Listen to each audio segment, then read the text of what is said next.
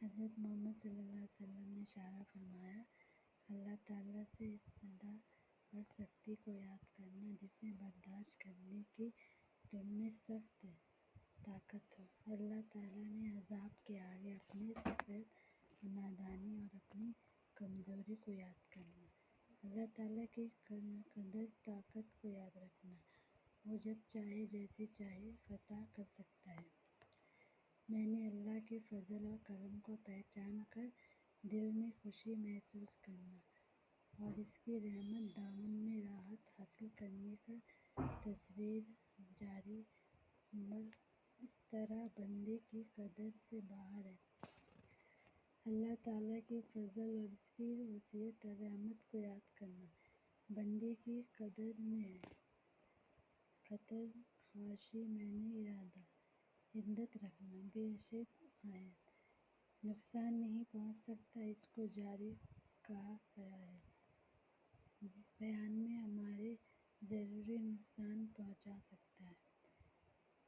بیان ہماری پہلی اللہ تعالیٰ کے فضل اور رحمت کو یاد رکھنا، رفعت محسوس کرنا، جاری زدہ نا امیدی امید اور اس کی تعریف کی اس خیال کو مجھے خدا کی رحمت میں اس کا فضل نہیں پہنچے گا۔ تیزی دل کو رب تعالیٰ کے فضل اور رحمت کی امید سے الگ کر لینا۔ اس طرح نا امیدی محض گناہ ہے۔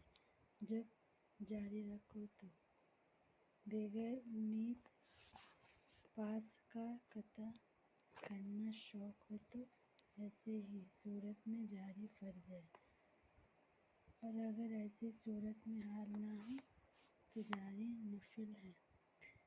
اللہ تعالیٰ کے فضل اور کرم سے وسعت رحمت کا عدت ہے۔ اے بندے کی طرح بغیر کسی خاموشی کندھی بغیر کسی کیفیت کے بندے پر اللہ تعالیٰ کی طرف سے کہیں گے۔ اللہ تعالیٰ نے اپنی شان رحیم کی مکمل عظمت کو بڑے اجر ثواب کا جو وعدہ کیے ہیں ان میں ضمن میں رکھنا، اجر ثواب کو ضمن میں رکھنا جس کے تم اپنے اعمال کے عوض سکتے ہو۔ اجر ثواب اگر بندے کے فعلانہ اعمال کے مطابق ہو